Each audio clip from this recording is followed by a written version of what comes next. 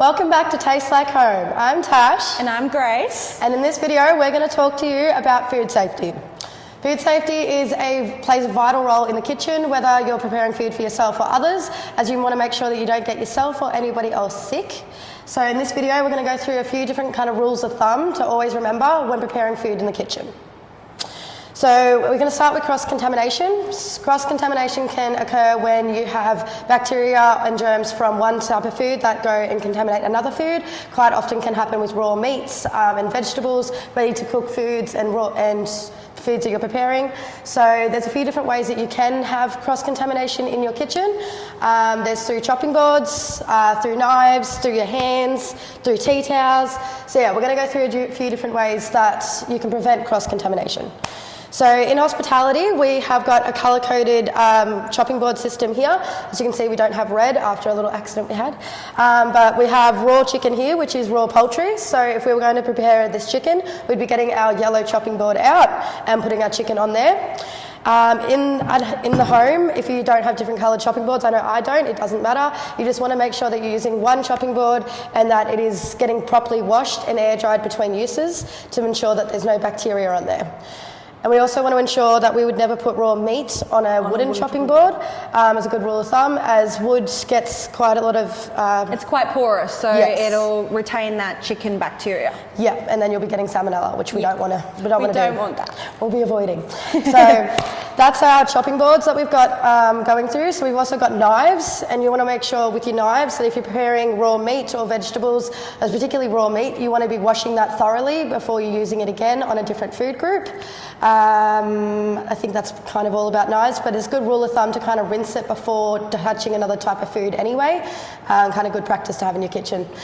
And then otherwise you've got your tea towels. Quite often people will be drying their chopping boards or drying their plates with tea towels. You've got to make sure that you're careful with tea towels as they do have quite a lot of fibres on them and they can store a lot of bacteria on it. So if throughout your cooking you're touching a tea towel a lot after touching raw meat, you want to probably get rid of that tea towel and get a new one as good practice. Yeah, and always best to just air dry as much as you can. Yeah, exactly. If you have paper towel as well, we quite often used to dry things in the cafe with paper towel, as then you're not risking any of the fibres from the tea towel going on the plates. Okay, and then with hands as well, we want to make sure that you're washing your hands thoroughly before and after touching food. It's good practice as well to rinse your hands as much as you can throughout the food making process. And using hand sanitizer as well, you want to make sure that it's had time to air out and off your hands before touching food as well. Otherwise, you'll be putting quite a lot of alcohol on there. Wearing gloves when you can. Yes, and glove use. And changing your gloves throughout touching different foods as well. Yeah. And quite often people won't think about this, but touching like dials and things like that when they're cooking in the kitchen, that may have bacteria on there. So it's good practice when also touching the counter, touching dials, to then rinse your hands afterwards as well. Yeah. Okay. The danger zone. So there's a food danger zone that is between 5 and 60 degrees. Food between that temperature zone can grow bacteria, and bacteria grows rapidly in this temperature zone. So there's a 2 to 4 hour rule. Yep. In Australia, you want to, and depending on your environment, you want to make sure that you're probably doing it less than 2 hours, but they say 2 to 4 hours you have food. Food needs to get back into the fridge between the 2 to 4 hour mark. I believe that's it. Before it gets into the danger zone. Yeah, and so, between 5 and 60 degrees is that danger zone that you want to avoid. And then we're also going to go through a few different things to think about with high risk foods in the kitchen. So there's eggs. Eggs can carry quite a lot of bacteria both inside their shell and on the outside of their shell. So when using eggs, you want to make sure that they are stored away from ready to eat food, and that after touching the outside of an egg, you want to wash your hands because we don't know what's growing on the outside of the eggshells. And always making sure that you're checking for any cracked eggs and discarding of the cracked eggs. Yeah, and you want to make sure that if you're using eggs in food that they are thoroughly cooked, as raw egg can make you very sick, in particular if people have got bad digestive systems, pregnant women, things like that. You want to be avoiding raw egg altogether. Yeah. So then another high-risk food we have is our chicken. So chicken or raw meat in general is quite high risk, it's particularly chicken.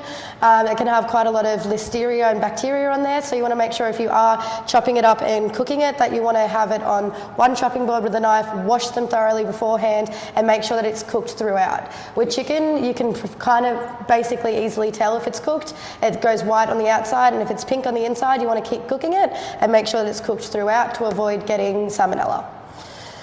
And then, yeah, with raw meats in general, raw meat and cooked meat, avoid them touching at all times. It's good practice that you store your raw meat at the bottom of your fridge, in the bottom lower shelves. Yep. They say that just in case that anything drips down onto your ready-to-cook foods or your ready-to-eat foods, then you're cross-contaminating. So it's good practice to try and keep all your raw meat on the bottom shelves of your fridge.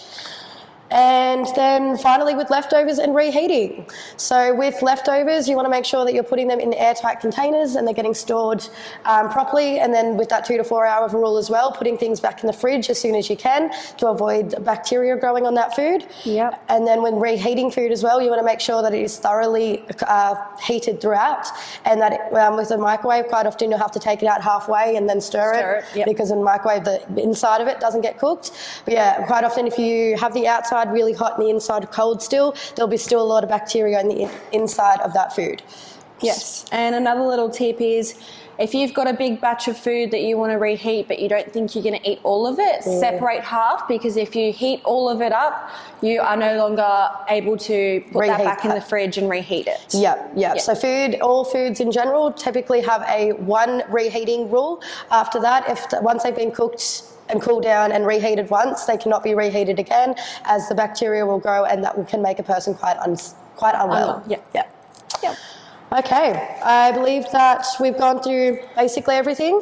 There's a nice rule that we say, if in doubt, throw out. So you can tell if a food item's gone off by the smell quite often, and by looking at it as well. But yes, if they say as well vegetables and meat, if it's slimy on the outside, then that is a sign that it has bacteria all over it. So you want to throw that out. But yeah. I'm pretty sure with like meat and chicken, it has, so if it's a leftover food, it has about a 3 to 4 fridge life. Yeah. And then after that, it would really be up to your sense and smell. Yeah. But always, if in doubt, throw it out. Yes. Yeah.